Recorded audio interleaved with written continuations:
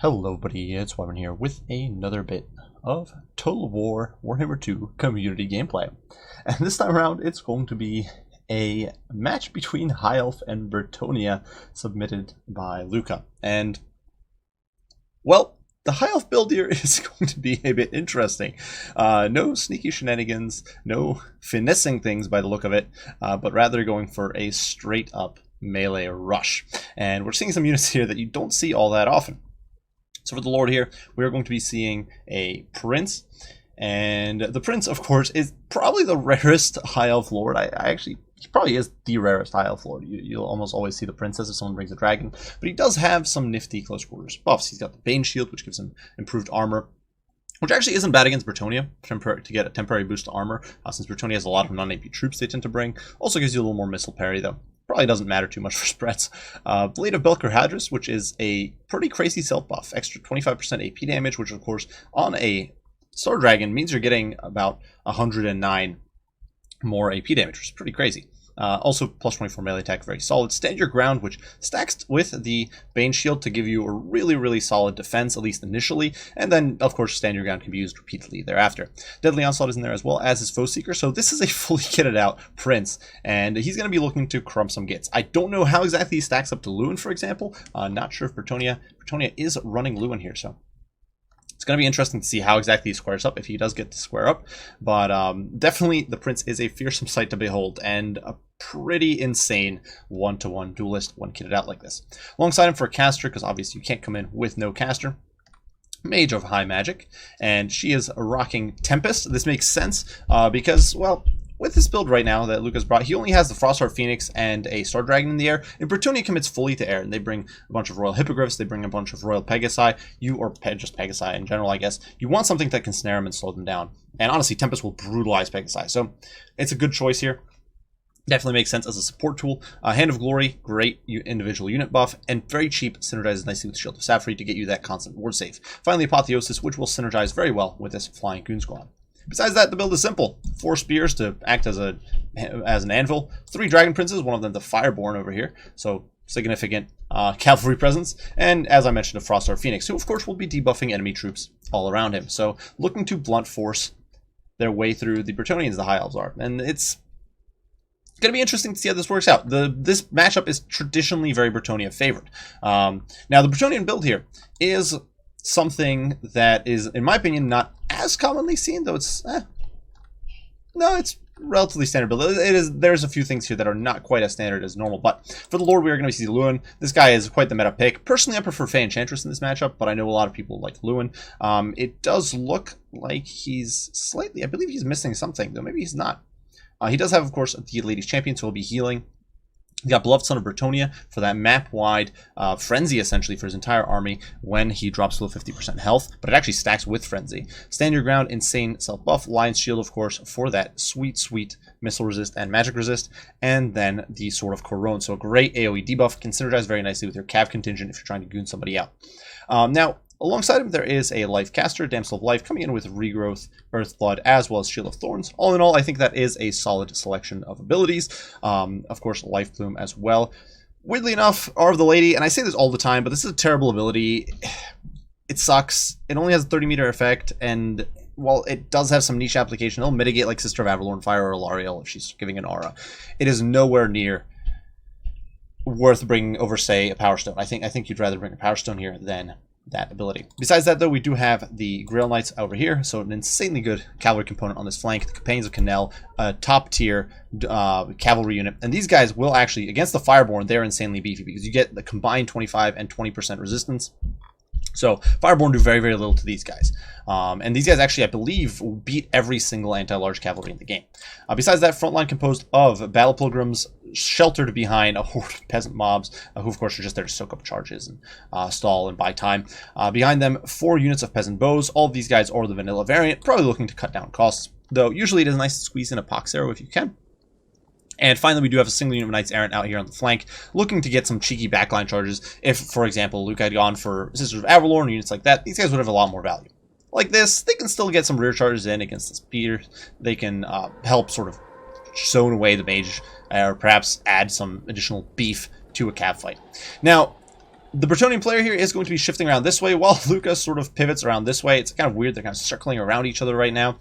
Both trying to posture for position. On Alpine Ridge here, it's not always ideal to take a fight on the hill. And if you're not confident about your ability to take a fight on the hill, then it can be a smarter idea to simply retreat, pull your opponent over the hill, and wait for them to come to you.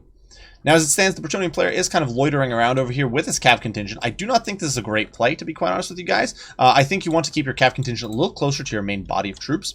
Because right now, if Luca decides to really swoop in, and it seems like he's going to just now, you got a Star Dragon, you got 3, not 1, not 2, but 3 Dragon Princes, and you do have a Frostheart Phoenix, so that could potentially be a disgusting amount of damage going in. Now, King Lewin here is going to take quite a beefy amount of damage.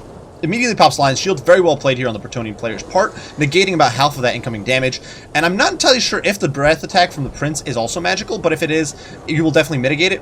And even if it isn't magical, you do get a 44% missile resist, which does apply to magic missiles, which I believe is how the breath attack is counted. So Lewin there essentially shrugs off all that damage, which is pretty nuts.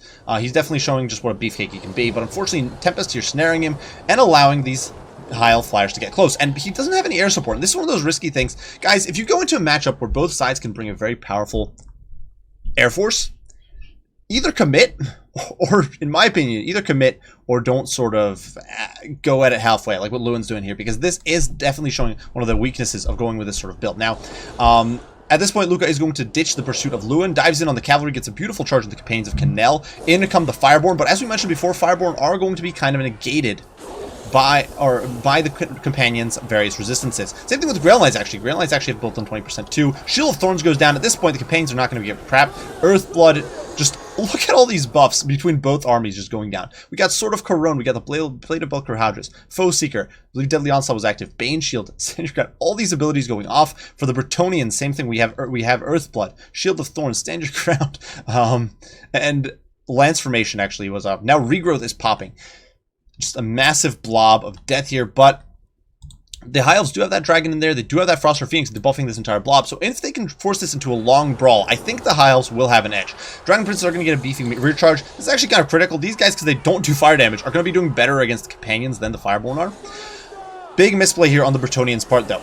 Let his damsel get into the fight. This is a huge, and I mean huge, misplay. You do not want your damsel here in this pocket. She needs to be staying away, and because of this, she is actually going to be routed out of the pocket. And I don't know if Luca's going to pursue her, but if he does, well, that's bad for Bretts. They lose their healing. Unfortunately, though, the Prince there is also a loser, and he gets pushed out. Lewin, of course, as well as the companions, got a beautiful surround, forced him off, so some heavy loss on both sides. I think, all told, the High Elves actually might have come out the losers. If the Prince here gets chased off, that will be a massive win for the Brettonians. Lewin is still an absolute beast on the battlefield. And even without the damsel, he should be a pretty potent force. And keep in mind, there are some archers in there. And that said, the frontline fight is, well, the Brettonians are getting bogged down. They're certainly winning, but it is taking them a while. In the meantime, Dragon Prince is here getting a rear charge into these peasant bows. Another Tempest goes down on Lewin. This is probably a good play right now, just to try to save his Prince. In the meantime, here in the pits, the fight between Cav continues going, and here we are going to see a meaty charge from the Dragon Princes, and, well, it was a little anticlimactic, but they do run over those poor peasants, just crushing them under hoof, and, yeah, it's an instant rout. Rear charge with their terrible leadership and very low HP. Peasant bows don't hold up to Dragon Princes at all. Spoiler, I know. That said, the High Elves are actually rallying. The Prince there was helped by that Tempest, managed to come back in. The Frostheart Phoenix engages Lewin, bogging him down, preventing him from pursuing the Prince any further. The Mage of High Magic is now pursuing the Damsel. Probably a good idea at this point, because honestly, she's not going to help very much in this cavalry pit fight. She needs to be over here. Obviously, this is going to drag her a bit away from casting magic, but, you know, at least she's doing something. And you do still get that Apotheosis on the Prince. That means you get that map-wide Shield of Sapphire, so a big win. In the meantime, the Prince is going to pop Foe Seeker as well as Deadly Onslaught and Blade of Belcher Hadris, diving in against King Louis, who pops his own slew of buffs, Stand Your Ground being the most prominent. Regrowth going down on him. The caster actually rallied there, so impressive stuff. Both players getting both of their troops back, which is very nifty. Lewin getting a regrowth here. But things are looking bleak for the Brettonians elsewhere. Their cavalry got run down. High Elf Cav is very quick, so your odds of escaping are basically nil, and that's the case here. The Companions of Canel got gutted. The Knights Errant are completely gone, plus Knights Errant, or almost completely gone, plus Knights Errant are kind of crap. Lewin will recover, but at this point, I don't see a way back into this for the Bretts. They've got a lot of infantry left over, but they committed massive amounts of the infantry. Battle Pilgrims can't take on Dragon Princes, really, if they're even vaguely decently cycle charged. Over here, Luca's going to clean up these Companions of Canal. There's only like 5 of them, and it's kind of a sad massacre here of those proud epitomes of Brettonian chivalry. Now, the Brettonian player, not throwing them to help, withdrawing here with a Lewin, looking to fall back atop his infantry formation. Obviously, he doesn't have too many options at this point. The Dragon Prince is here kind of committing cleanup in Isle 9, running over the archers. The fact that he's lost his archers as well as all of his cav is definitely a... He hasn't lost all of his archers, but the archers are essentially gone. They're going to get wiped out now by the Dragon Princes, most likely. That's only going to leave an infantry pocket and Lewin, and I think at that point it's going to be it for the Brettonians. Battle Pilgrims just don't really do the damage you need. In the backlines here, actually, the poor caster what's with the Grand Lights? Where'd the caster go? Did I miss her getting killed? I think I did. But the caster is gone. I think I think she got killed by the Mage of High Magic, so that's unfortunate. Let's see if we can find her back here. Can I see her? Is she down here somewhere? We missed it, unfortunately. Ah, here we go. The lone damsel, far and away, distraught, abandoned in the woods, and crushed by a High Elf sorceress. That's a sad way to go if there ever was one, but, you know, it is what it is. There will be no more magic for Brettonia. Lewin is going to dive in here against the Dragon Princes, but at this point, there's nothing to help Lewin, really. He's the sole real damage dealer here. So even though he's popping all his buffs, trying to stay in the fight here, he's just going to get bogged down. The Dragon Prince is going to, or the Dragon Prince, I keep calling him a Dragon Prince. He's just a prince, but he's a prince on a dragon, so he should be a Dragon Prince. Is, of course, going to start feeling a bit ballsy. Lewin might actually escape here. The Dragon Princes are trying to keep him penned on the ground, but I think he's going to take off. I don't see him getting bogged down. But at this point, all the High Elves need to do really is cycle charge this Brettonian formation into oblivion. They can pick apart these Battle Pilgrims one by one. As cheesy as it may sound, I actually think blobbing right now would probably be the better option for the Bretts. Just try to create like a circle formation or something. Staying strung out like this just makes it even easier for the Dragon Princes to get free damage. Lewin trying to help where he can. Dives in on the Fireborn. He's going to get a few kills. Don't get me wrong. He's only got 5 kills, but he did a lot of damage to the Dragon, or the Prince. Not the Dragon Prince, the Prince. He did a lot of damage to him earlier, but he's not able to stay in these fights as long as there's just this overwhelming tide of cav and monsters. It's a slow and steady stranglehold here from the High Elves. In the backline, while Lewin isn't there, these guys are getting torn apart by the Dragon Princes and, of course, the Prince himself. Terror is actually going to kick in. Battle Pilgrims have excellent leadership, but it's just not going to be enough here with this much pressure and this much flank support and this much damage. Lewin is finally cracking. Most likely these guys will finally get their High King buff, or not the High King buff, the Beloved Son buff. But at this point, it's going to be GG as the Brettonian player concedes the match. So definitely a very good game, very tight, and there was a lot of back and forth, though ultimately I think the game was essentially decided in that initial cav fight, even though it was very bloody and very grim for both sides. The game was essentially decided there. So obviously the kill counts are not necessarily the most decisive factor to look at here. These Dragon Princes spent their game crushing peasants underfoot. I think I actually missed a little fight with the Knights Errant early on, but yeah, they basically didn't fight any worthy foes. So obviously they netted a lot of damage. 278 kills, 2 chevrons gained. They had a field day. Same with the Fireborn later on in the game. They got to do some cleanup against peasants. So the kill count isn't necessarily the most significant thing. Brettonians focused very heavily on the Prince. I think that essentially that whole game just came down to that big initial cavalry fight. And in my opinion, there was a bit of a few misplays on each side. I think Luca got a little greedy with his Prince. If the Prince had gotten run off the field, and granted, he did block the pursuit with Tempest. He did block the he did get him an apotheosis and all of that. He did send the Phoenix to help the Prince. But if the Prince had gotten pursued off the field by Lewin, or had gotten killed there, because he only had about 1100 HP, so he was pretty near death, that could have potentially swung the tide. The drop in leadership from Lord Loss, and the fact that Lewin was still around kicking there, and plus Lewin would have stayed in the pocket in that situation, probably, could have potentially swung that fight between Cav in the High Elves' favor, in my opinion. from the Brettonian perspective, the Jamalax here, he just kept all of his he kept all of his cav too separated from his archers and his troops. He got like 1 unit of peasants in there. The archers might have fired like 2 or 3 half-hearted arrows in there, but he really needed more support in that pit fight. Because the amount of resources the High Elves threw into that far exceeded what the Brettonians players put in there. You had Lewin. I'm not sure how much the cost exactly on a prince is fully kitted out, but this is over 3,000 gold. I'm like 99% sure. Lewin is cheaper than that. Lewin's probably like 2,600 with the kit that was brought. You got like 5,000 troops worth of troops here, compared to 3,000 worth of prince, then another 2,000 almost worth of fireborn, another 1,400 worth of dragon princes. You're looking at like almost you're looking at like 6,500 to 7,000 worth of troops, and you're trying to counter it with like 2/3 of that value. That is gonna be tough. You're going to lose that trade, and you need to avoid taking that trade. You need to try to get whatever advantages you can. So I think that was really the big misplay there, allowing himself to get caught out in the open like that. Obviously, Jamalax kind of got almost forced into it because there was the Tempest. Had some great counterplays to the Tempest. He dropped his lion's shield, kept moving away the entire time, which makes it hard for pursuing flyers to actually land hits. So that was definitely very well played, but I think that separation of Cav was a big misplay. My second critique here is actually on builds. I don't necessarily have much of a critique for the High Elf build here. I think for what Luca was going for, what Triarii was going for here, it's clear he was going for just a brute force. I'm going to win in a single brawl, or I'm going to win in a big brawl and then snowball from there sort of composition. And from that perspective, I can't really fault this build. I think it's a solid enough build. I don't know if it's necessarily the most competitive in this matchup. I know there's a lot of sort of ways people approach the High Elf and Brettonian matchup. Personally, I like just investing in cav and ground forces. I don't like going air heavy. Some players don't even like necessarily investing in that much cav. They'll do like a weird mixed bag of white lines and whatnot, with silver helms and like a Star Dragon and Alariel. So there's different schools of thought on how to approach this matchup. So I can't really fault the High Elf build here. But the Brettonian build here, way overinvested in infantry, which is a horrible, horrible mistake. You do not want to overinvest in infantry in this matchup. If your opponent goes for a Phoenix Guard box, this sort of build with just a handful of support, that's not the rarest sight.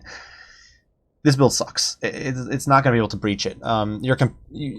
You've basically got like all of these troops who do nothing against the Phoenix Guard box. You're essentially hoping you cycle charge super well with the Grail Knights, Capaigns the Canal, and Lewin, but that's not something you can count on. In my opinion, you want to invest much more heavily in Cav, or otherwise bring the Fey Enchantress so she can melt the Phoenix Guard blocks. Second of all, when you only have 2 elite Cav and then Lewin, if your opponent does overinvest in elite fighters like this, like what Luca did here, you are going to have a bad time. It's why I personally like going with a very elite Cav-centric build. Some players like to go with Trebuchets to break up elite boxes. Fey Enchantress is very popular for her aura, of course, melting the low HP elven troops. But regardless, I think you want to go heavier on Cav and your elites and your heavy-duty support rather than fixating so much on infantry. Because what are Battle Pilgrims going to do? They're going to lose to every single High Elf trooper above spear level. Hard. Like, they will get crumped by white lines. They're going to get crushed by, well, Swordmaster we don't even want to imagine. Phoenix Guard will crush them. Bowmen aren't bad, but, like, you don't need... them stacked on the Battle Pilgrims. Like, this is a build designed to counter, like, spear and archer spam or something. I don't know. But in my opinion, you really want to go much more, like, get men-at-arms with shields. That frees up, like, 1,500 gold, almost. And that allows you to bring, like, an extra decent cav unit. That's almost a Grail Knight if you downgrade all these guys to men-at-arms. Maybe, like, cut a peasant. You've got a Grail Knight there. So that's my main critique. Final little comment, don't send your Damsel into fight. I know that a lot of times you'll have units control grouped, but the Damsel getting sent in to brawl with the High Elves there was definitely a big problem. But despite that, I thought both players played rather well. Definitely some good maneuvering from both sides. Good usage of abilities. I actually thought the usage of abilities was really excellent. Especially early on, both players were doing their utmost to swing that early brawl in their favor with Sword of Corone, with of course, the Stand Your Ground going down on both sides, the Earthbloods, the Shield of Thorns, of course, the Blade of Bilkelhadris, the Bane Shield, all those things just going down all at once. It was really, really well done from both players. I just think there were a handful of misplays, really, and a bit of a composition error that cost the Brettonia the game. Regardless, though, well played to both players here. Do hope you guys enjoyed the video. Hope you found it entertaining and fun. A huge shout out to Luca for the submission. If you guys would like to see your replay featured, or would like me to see me sort of review your gameplay, or you have a build you'd like to show off and share with everybody, don't hesitate to send it in. wyverngamingreplays@gmail.com. The link will be down in the description below. And if you guys enjoy these community casts, it's up to you guys to submit replays. But regardless, I do thank you all for watching, and hope to see you all in the next one. Wyvern out.